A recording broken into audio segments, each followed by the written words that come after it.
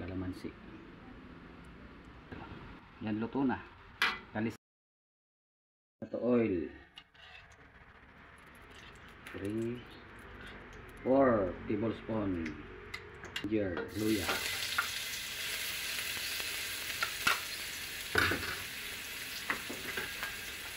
Kaliskis ang ating menu.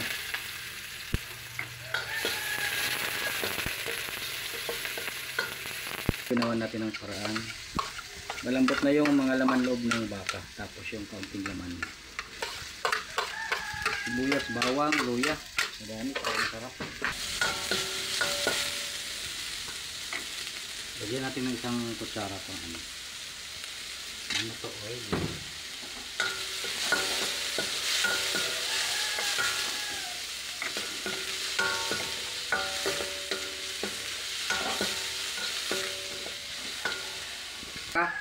Pinakuluan na yan kaya medyo malambot na yan. Saring laman loob ng baka, tuwalya, libro, tapos isaw, atay, lapay. Malambot na yan.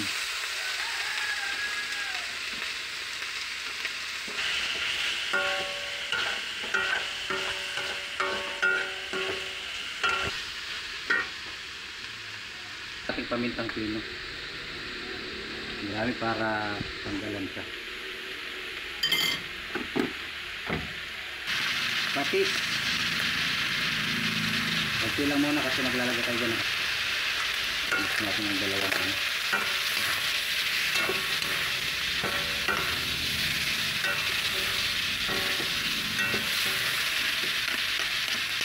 Baka ano na,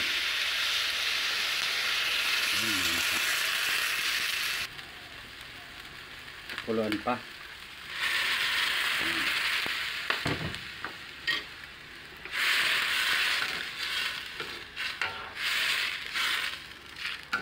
Ganahan pa natin yung kaunting tubig.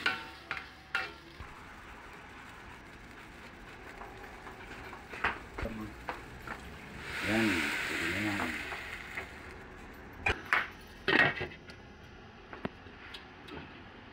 Look na, tignan natin isang beef cubes.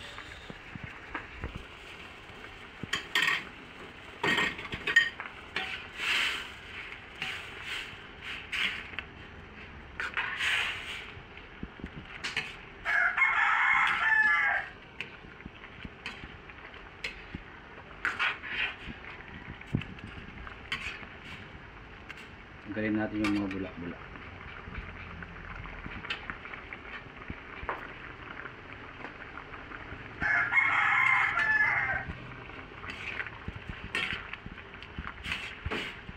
Basahan natin.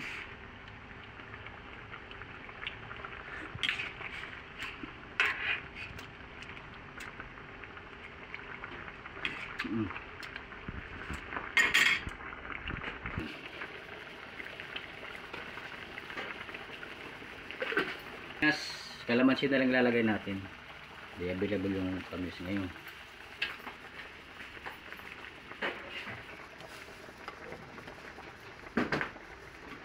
Salagin natin.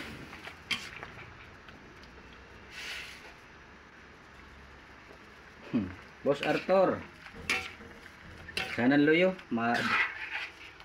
salo yung alad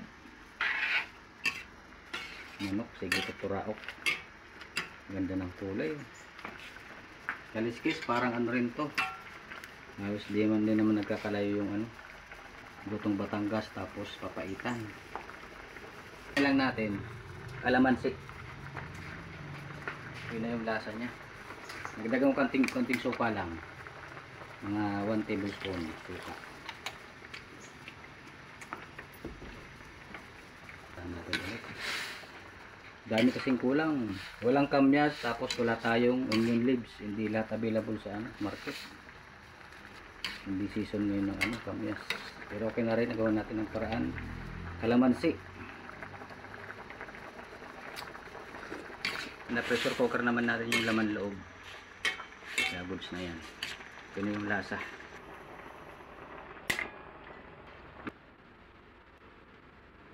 Daming laman.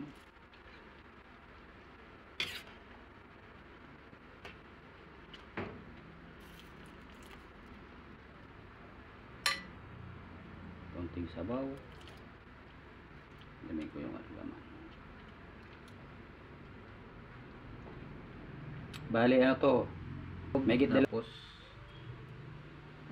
masa sobrang sa kalahating ano, laman ng baka.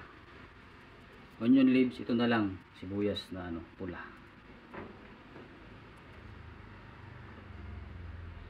Para mas maganda. Mas kalamansi. Sibuyas po.